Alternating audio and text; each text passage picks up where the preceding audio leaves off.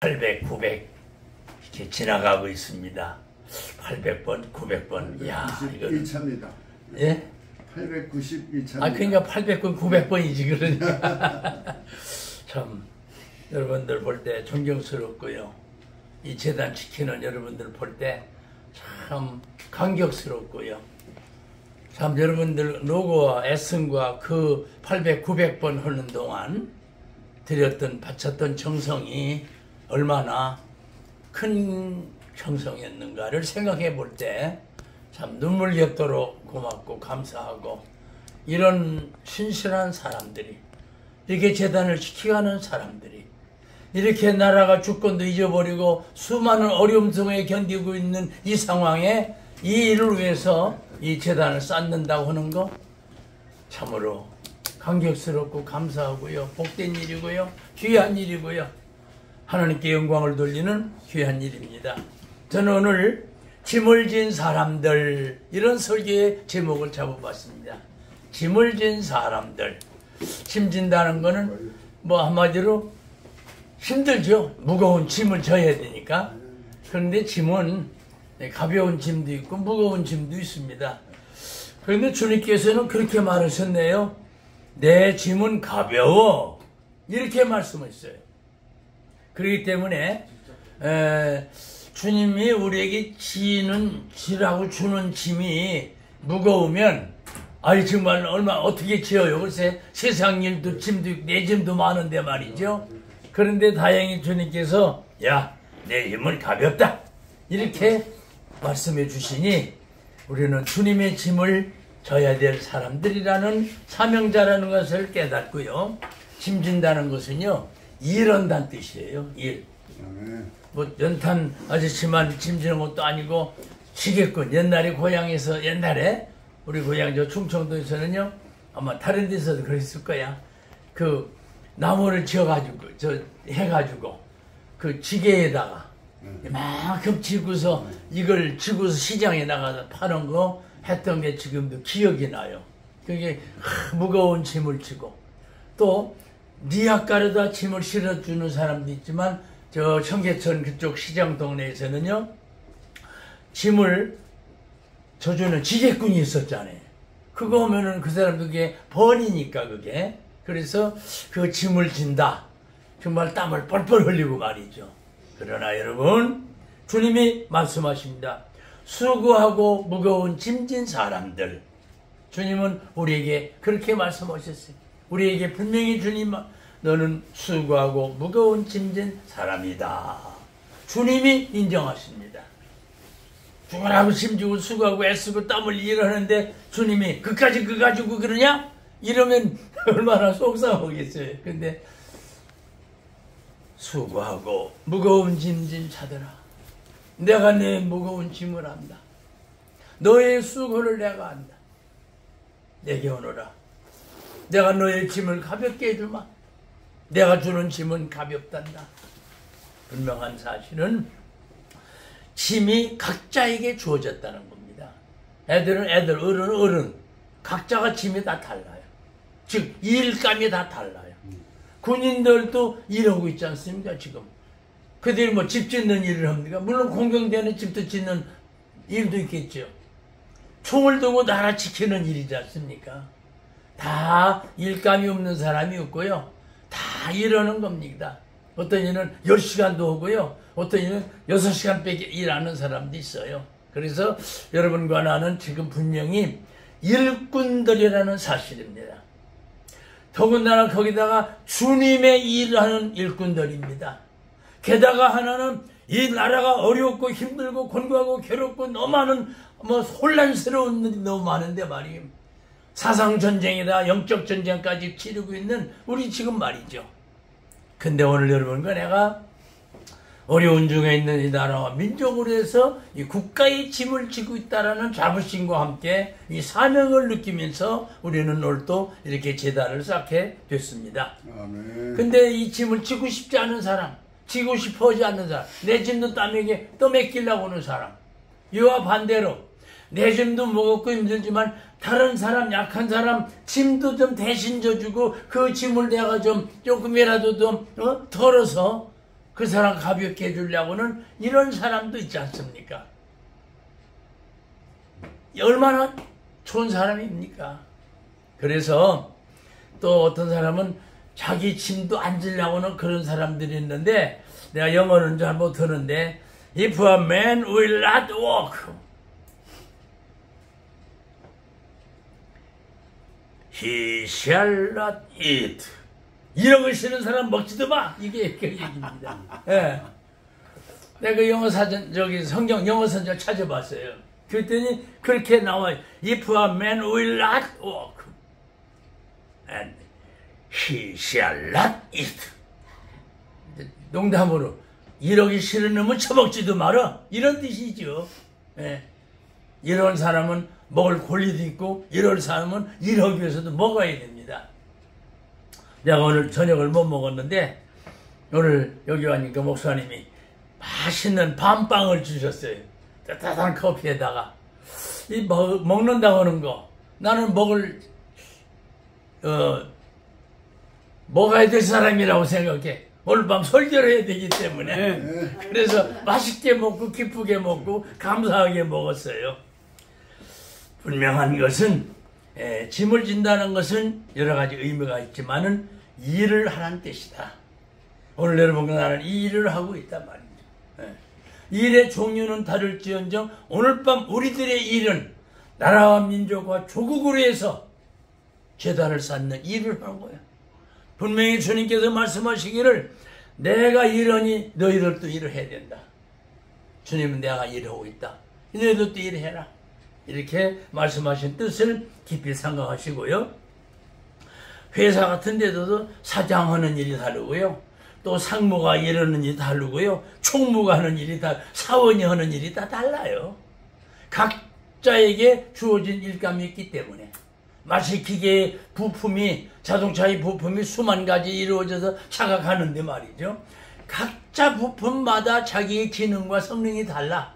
그런 것처럼 오늘 여러분과 나도 주님 앞에 주신 그 일을 감당한다고 생각할 때에 어떤 일이든 주께서 시키는 일을 한다고 하는 것은 사명자만이 할 수 있는 일이고요. 은혜 받고 사명받은 자만 할 수 있는 일이다. 그 말입니다. 우리는 일꾼이라는 이런 자부심과 함께 나는 국가의 일도 한다. 나는 내 가정의 일도 한다. 나는 직장에서 회사의 일도 한다. 나는 하나님의 일도 한다. 이런 자부심을 가지고 여러분 그냥 일꾼이라는 사실을 기억하시고요. 일을 할 때 눈가림으로 적당히 이렇게 하면 안 되고요. 내가 군에 있을 때 말이죠. 그 군에서 그 작업도 하는 많이 있거든요. 작업할 것도 도로 보수 작업이라든지 얼마든지 할 일이 많아요. 그러면 부대에서 명령이 내려와. 1중대 여기서부터 저기까지, 2중대 거기서 저기까지 딱딱 중대별로 구역을 정해가지고 일을 하거든요.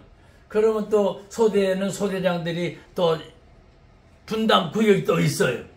그러면은 어떤 병사들 이렇게 보면 말이죠. 일 시켜놓고 우리가 딴 데 가면요. 얘들이 일 안 합니다. 야, 소대장 어디 갔냐? 없냐? 그래, 없는 거 알면은 그때부터 농땡이 치는 거야. 그런데 애들한테 그렇게 농땡이 치지 말아라. 열심히 일해놓고 놀아라. 너희들 일해야 이게 상관으로부터 부대로부터 명령받은 거니까 이거는 하기 싫어도 해야 된다. 잘 들으면서 열심히 일 잘 시킵니다. 또 쉬는 것도 있고 말이죠. 그렇게 해서 자기의 직무를 바로 수행한다는 거. 너는 여기서 여기까지 이거 도로 평탄 작업, 또 보수 작업, 또 품 파진 데는 메꿔주는 작업, 다양한 일이 있거든요. 많이 풀이 우거졌으면 풀을 깎는 거, 이거 다 군인들이 할 수 있고 해야 될 일이거든요. 부대 안에 이런 일이 많으니까. 그래서 충성스럽게 일하는 사람들, 정직하게 일하는 사람들, 성실하게 기쁘게 일하는 사람들이 있다. 그 말입니다. 여러분, 우리가 주에 일하는데도 힘들고 어렵고 고달프고 괴롭고 너무도 힘겨워. 그럴 때는 참 어려워. 어떤 교회 가는 것 자체도 힘들 때가 있어요. 그런데 이것은 주님의 일이기 때문에 나는 주님의 충성스러운 종이 되겠다. 나는 주님의 일이기 때문에 정직하게 일을 하겠다. 나는 이것이 주님이 내게 주신 일이기 때문에 이 일만큼은 얼마든지 정직하게 성실하게 일을 하겠다. 이러한 마음을 갖고 오늘 밤도 나와서 이 거룩한 제단을 쌓이고 있는 겁니다. 여러분과 내가 지금 무슨 짐을 지고 있는가? 여러분과 내가 지금 무슨 일을 하고 있는가? 어떤 그 회사의 중역이랄까, 직책이 높은 사람이라고 할까, 딱 거의 출근해가지고 자리 지키고 앉아서 뭐 하는 게 아니고요. 근무하는 시간에 말이죠. 살짝 빠져나가가지고요. 근무 시간에 나가가지고 이발하고 앉았고요. 근무 시간에 살짝 나가가지고 목욕이라고 앉았고요. 근무 시간에 살짝 나가가지고 딴짓을 하고 있다 이 말이에요. 어떻게 근무 시간에 그런 일을 합니까? 그것이 불량한 사람이야. 이거를 보는 부하 직원들이 다 있어요. 모르는 것 같아도 위에 상사들도 다 그걸 보고 있습니다. 알고 있습니다. 나중에 고가 점수에다가 저놈이 근무 시간에 이탈해가지고 딴짓하고 들어온 놈이라는 거 보이지 않게 상관들은 누가 적어가지고 있다가 보고 옵니다. 그 다음에 진급 심사할 때 그거 다 포함되는 겁니다. 안 본다고 속이고 거짓말하고 말이죠. 남들이 모르겠지 하는 이런 못된 맘포 가지고 살아간다고 하면 왜 우리들은 비양심적인 사람들, 불량한 사람들이죠. 우리가 이런 말 알고 듣고 보고 믿고 증거하고 전하고 읽으면서도 깨달으라고 다시 한번 강조를 하는 거죠. 부정과 불법, 불의, 불륜, 불신 이런 일들로 인해서 나라가 망하고 회사가 망하고 직장이 망하고 가정이 병들고 말이죠.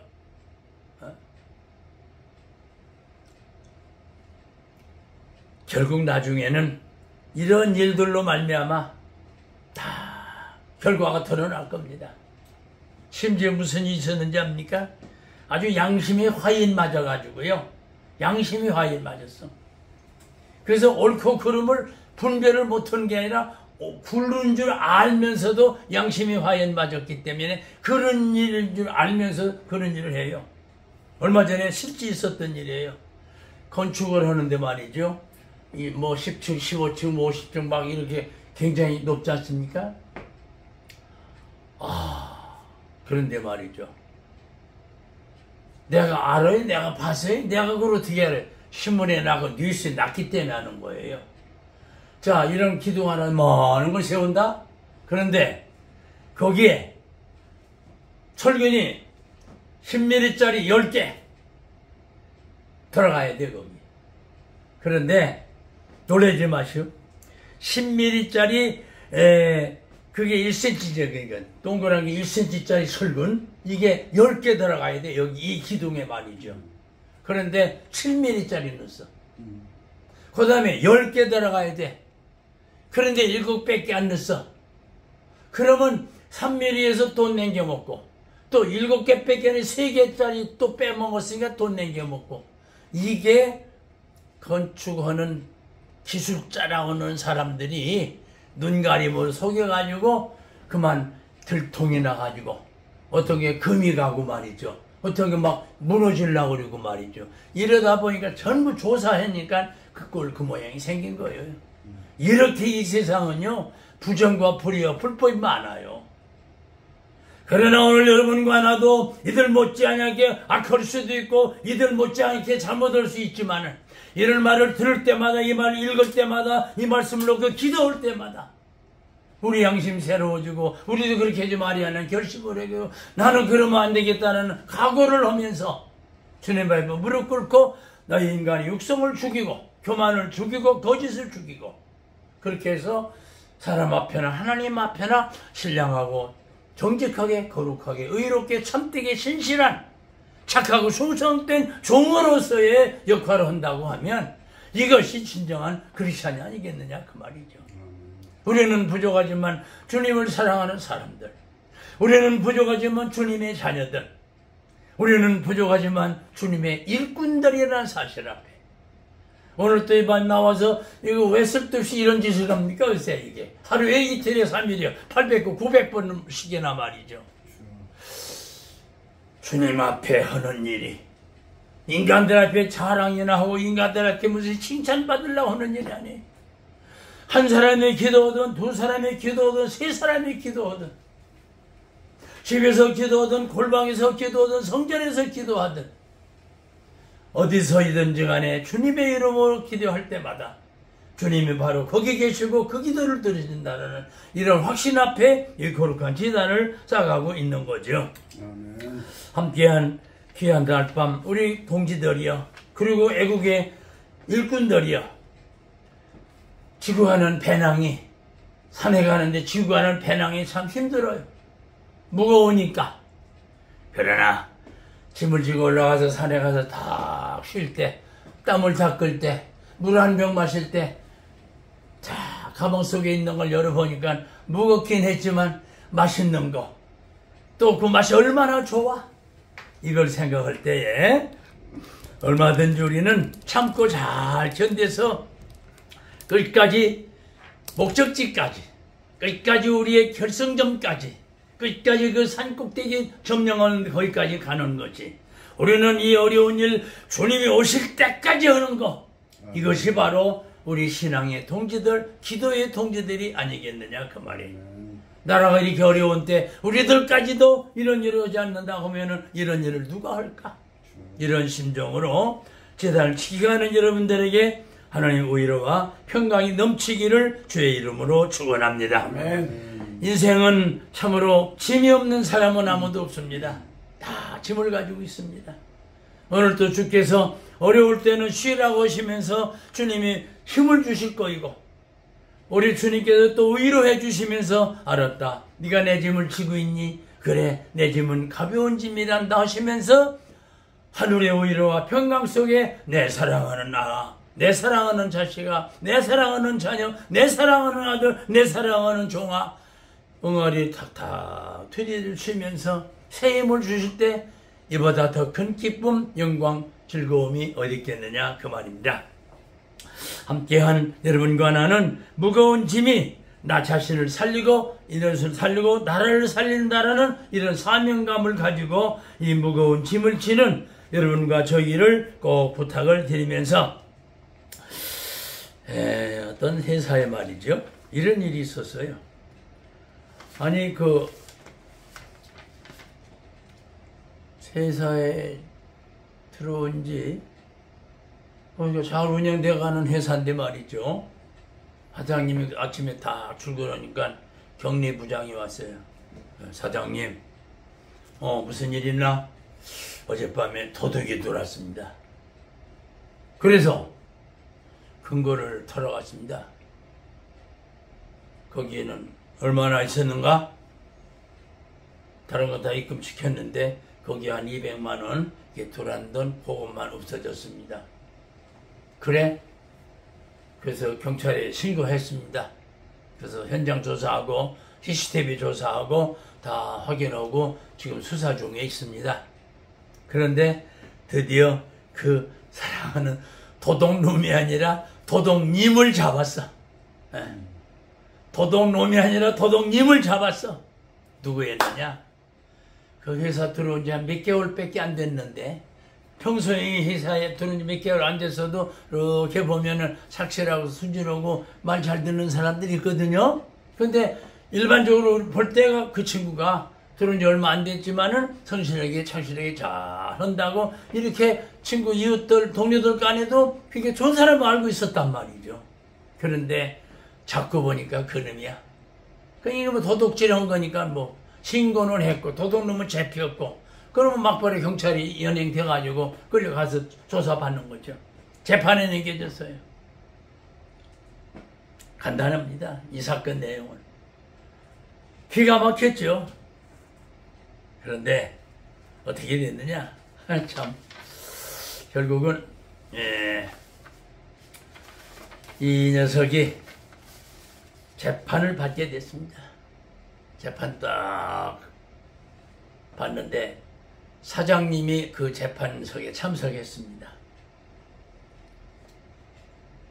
사장님한테 이 사장이 재판관님 저 말씀 한마디 드려도 될까요? 무슨 말인데 말해보세요. 존경하는 판사님,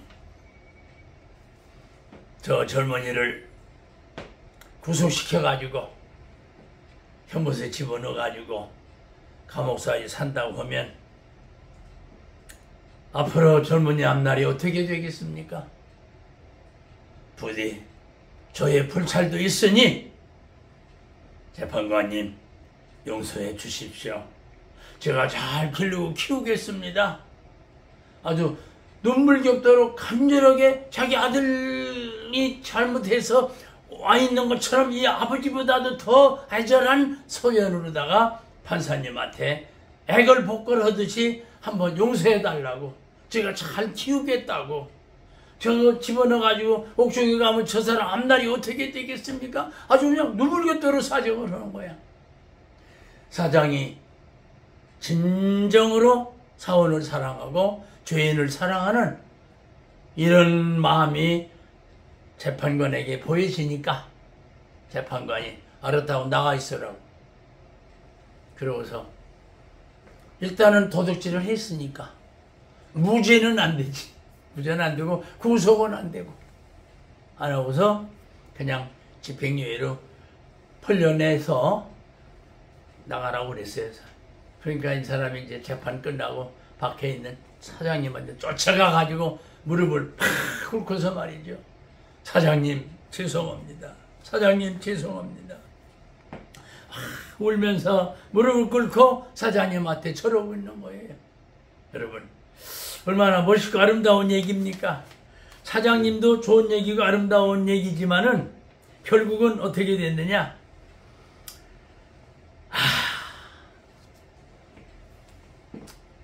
자기는 창피하기도 도둑질하다 들켰으니까.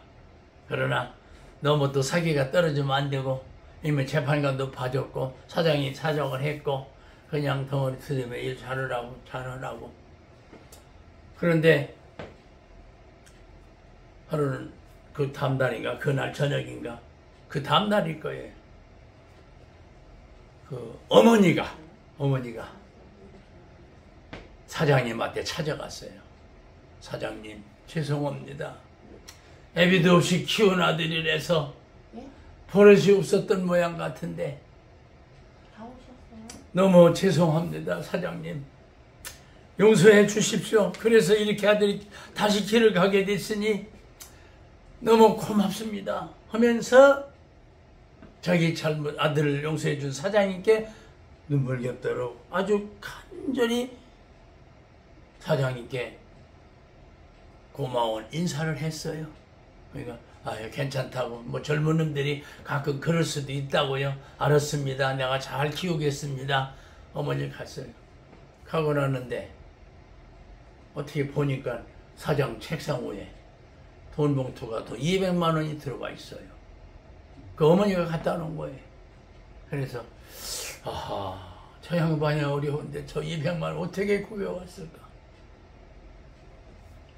사장이 돈을 집어넣고서 저녁 퇴근 시간에 전원집합 가끔 가요. 그 사장님이 그 자기 옛날에 고아원에서 근무했고 그 고아원에서 근무해 거기서 자라고 했을 때 생각해서 그 고아원에 가끔 가요. 한 보따리씩 사가지고 말이죠.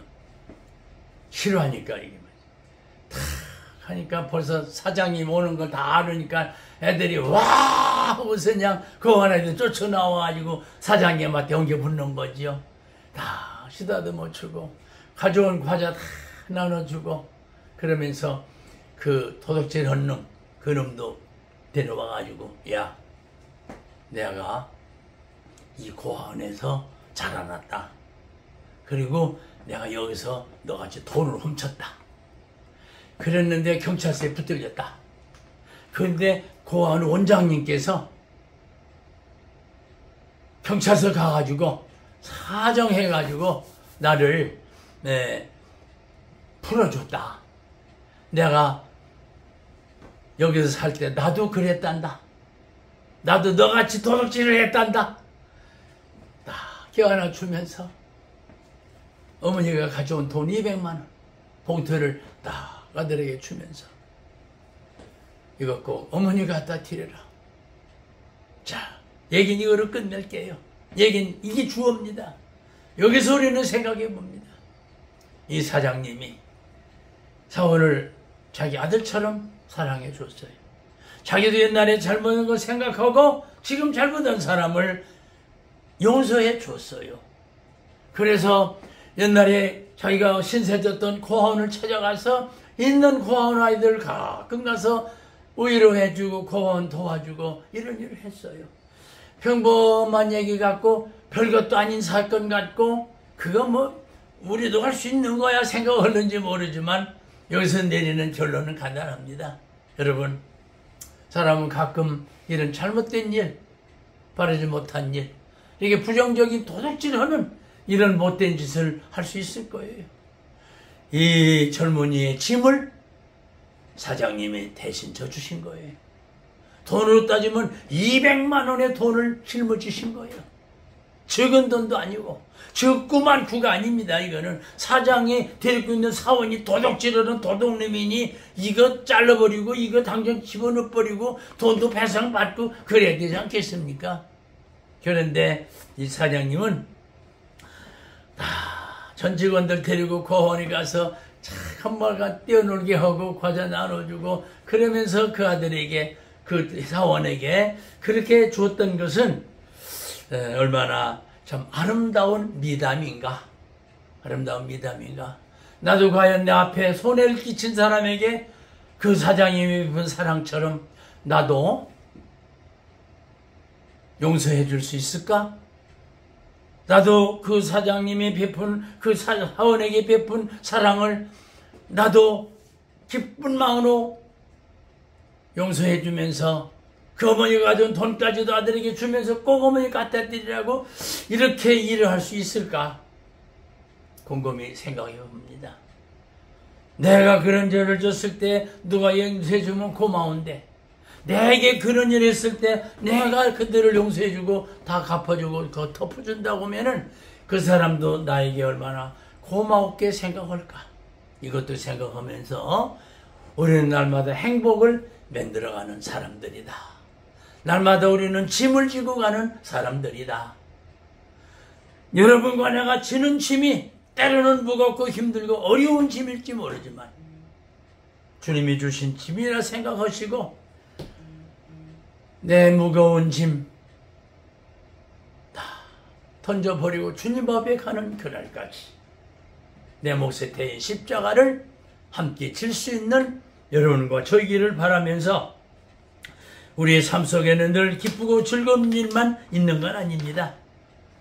어려운 일을 행복하게 만들어가는 것이 우리의 일임을 기억하고 어떤 도둑질은 어떤 사원을 사장님이 용서해주고 새 사람 만들고 법정에 가가지고 자기가 죄진 것처럼 판사 앞에 용서를 빌면서 사원 하나를 불쌍히 여겨 달라고 하는 이런 아름다운 사장의 마음이 바로 오늘 우리들이 지녀야 될 마음임을 기억하고 그 사장 얘기지 내가 막상 그렇게 당했다고 하면은 나도 그렇게 못할 것 같아. 그러나 여러분과 나는 이 말씀을 듣고 다시 한번 새롭게 감명을 받으면서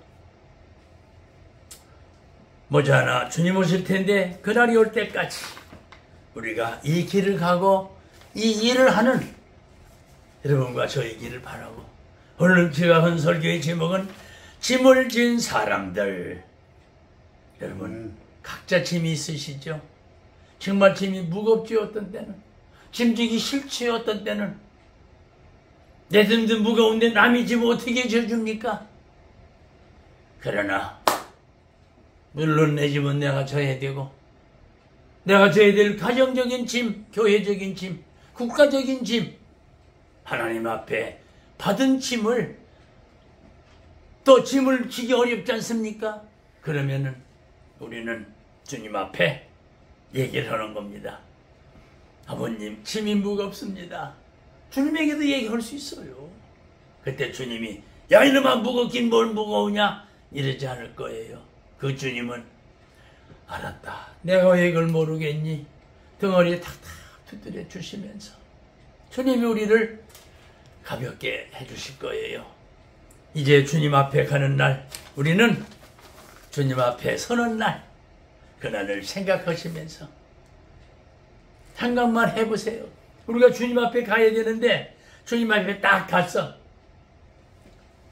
갔는데 어떻게 됐겠어요? 주님이 우리를 영접해 주시지 않겠나? 주님이 우리를 사랑해서 껴안아 주시지 않겠나? 이런 생각을 하면서 어려운 세상 헤쳐나가는 능력을 주께로부터 받으시길 바라고, 아멘. 힘들고 어려운 것을 해결하는 능력을 저분으로부터 받아가지고 우리도 능히 다른 사람을 건져내고 다른 사람 짐도 대신 져줄 수만 있다면 이것이 하나님의 사람들에게 하나님이 주신 사명이고 이것이 하나님이 내게 주신 능력이고 내가 할 수 있는 일임을 기억하고 무거운 짐진 사람들, 이 짐을 기꺼이 지시길 바라고, 이 짐을 다 지고 감당할 때 주께서 우리에게 복 주실 줄 믿고 이 밤도 이 은혜가 여러분에게 넘쳐 있기를 주의 이름으로 축원합니다. 아멘. 은혜와 사랑의 주님, 짐지는 게 뭐 그렇게 좋겠습니까? 짐이라는 게 가벼운 짐이 또 못 있겠습니까? 그러나 아버지, 때로는 우리가 이 세상에 험악한 세상 살 동안 내 짐도 지기 어려운데 어떻게 다른 사람 짐까지 지겠습니까?